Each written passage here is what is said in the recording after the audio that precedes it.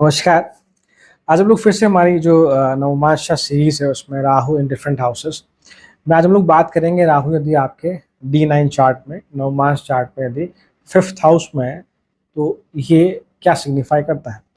So basically 5th house is what the house of intelligence, house of creativity, love, romance, speculation. ये सब हम लोग हमारे पंचम भाव से देखते हैं। हमारा जो पास्ट लाइफ का जो कलेक्टिव पुण्य कर्मास है वो आपका पंचम भाव है। आपके चिल्ड्रंस, प्रोजिनी, ये सारे हमारे 5th हाउस। और एक और बात की वह चीज़ जिससे हमें करने में बहुत अच्छा लगता है, हॉबी आप कह सकते हैं, वो आपका पंचम भाव है। Rahu is the futuristic, undoubtedly Rahu एक इल्यूजन कारक ग्रह है। साथ ही राहु मायावी है, हम लोग जानते हैं।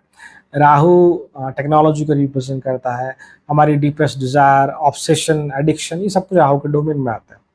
सो राहु जैसा प्लैनेट जब in the house of creativity, house of love, romance अगर है तो क्या चीज़ें दिखाता है उसकी हम बात करते हैं। उससे पहले एक इंपॉर्टेंट चीज़ आप ज़रूर ध्यान रखें कि हम D9 चार्ट को डायरेक्टली रीड नहीं कर सकते। हमें D1 चार्ट में राहु का प्लेसमेंट देखना बहुत ज़रूरी है।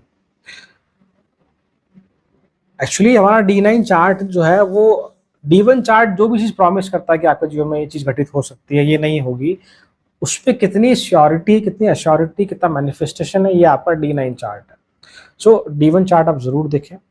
सो उससे हमें काफ़ी चीज़ें क्लियर होंगी। अगर वहाँ राहु ठीक ठाक पोजीशन में है और यहाँ से अगर हम अच्छे रिजल्ट एक्सपेक्ट कर रहे हैं तो फिर आपके रिजल्ट एम्पलीफाई हो जाते हैं।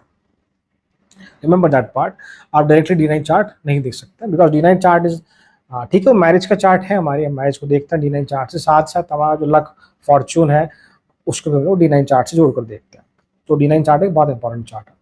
पहली बात, जैसे हमने कहा कि Rahu sorry 5th house is house of creativity and तो जब राहु पंचम स्थान में आपके है D9 चार्ट में, और जो राहु जब क्रिएटिविटी वाले हाउस में बैठा है तो डेफिनेटली यहाँ कुछ देकर ही जाएगा, आपकी क्रिएटिविटी को एनहांस करेगा। अब इसका मतलब ये है कि मान लीजिए आपके पास कोई स्किल है, सपोज कीजिए, सपोज कि आप एक डिज़ाइनर है तो आप एक बहुत अच्छा डिज़ाइनर हो सकते हैं। और the best part is that कि you are good with technology, कि आप हो सकता है कि आप किसी IT इंडस्ट्री में काम करते हो। ज़रूरी नहीं टेक्नोलॉजी मतलब यही कि हमेशा हम IT में ही काम करें, ये मतलब नहीं है इसका मतलब ये है कि जहाँ भी जिस भी फील्ड में आप जॉब कर रहे हैं आपको बहुत अच्छे से आता है कि वहाँ पर हम टेक्नोलॉजी को कैसे इम्प्लीमेंट करें, टेक्नोलॉजी को हम कैसे यूज़ करें, हम सोशल मीडिया पे कैसे खुद को प्रमोट करें एंड ऑल, ये चीज़ें आपको आती है।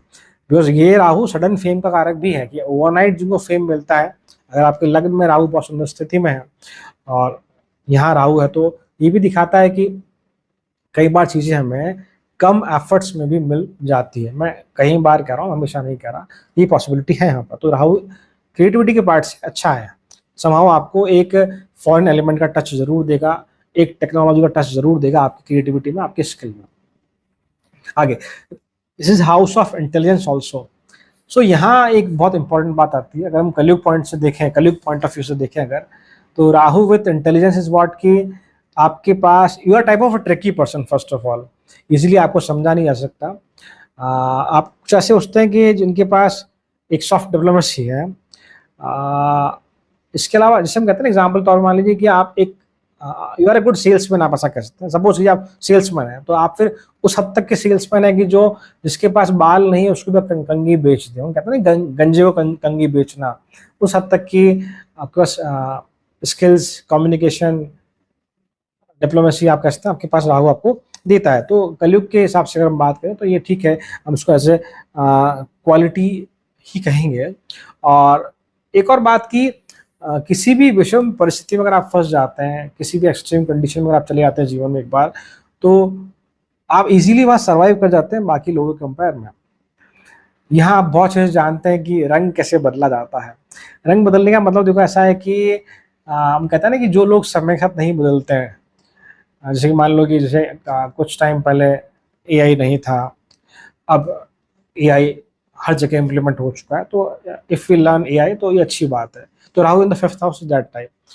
थोड़ा और पीछे जाएं तो जो 20-25 साल पहले की अगर हम लोगों की बात करें तो they are not that much familiar with computer and all.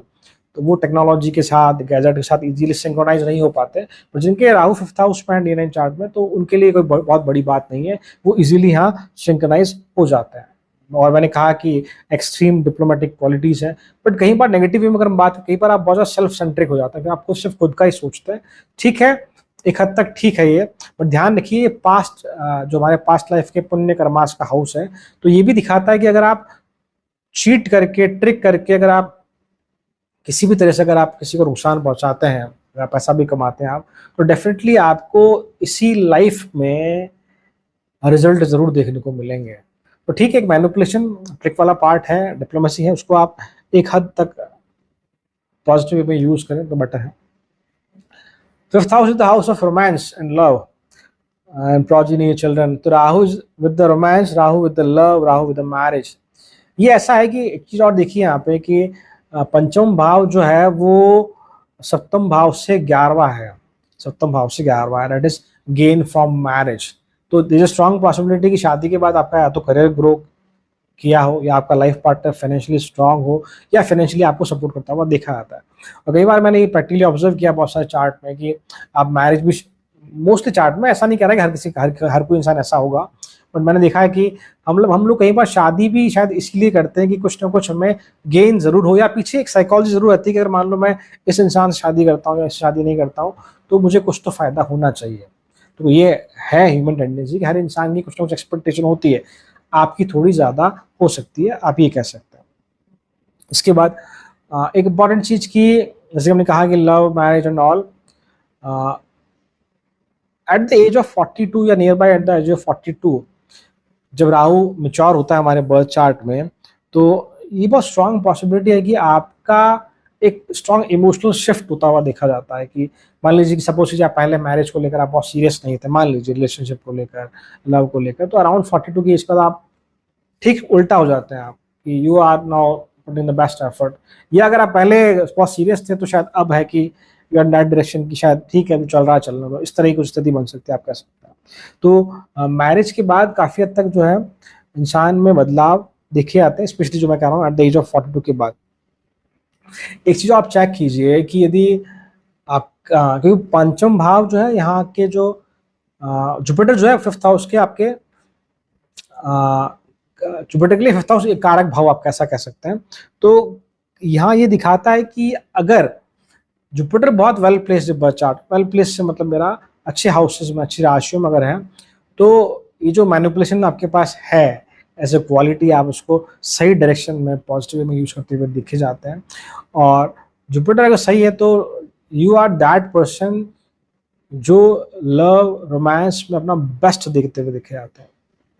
एक और ये जुपिटर की बात रही, अगर जुपिटर वेल प्लेस्ड नहीं तो फिर आप उस प्रकार के हैं कि जो सब कुछ जानते हैं अपनी कि कैसे लाइफ पार्टनर को खुश रखा जाता है, कैसे वाइफ को, हस्बैंड को खुश रखा जाता है। आप इवन कई बार उनके साथ भी आप ट्रिक्स यूज करते हुए देखे जाते हैं, कहते हैं ना all type of tantrum and tricks की, कैसे खुश रखूं उसको, या handle with care and all. कई बार चीट वाली जो पॉसिबिलिटी है छुपाते हुए भी आप देखे जाते हैं, ये भी स्ट्रॉन्ग पॉसिबिलिटी है Rahu in the fifth house.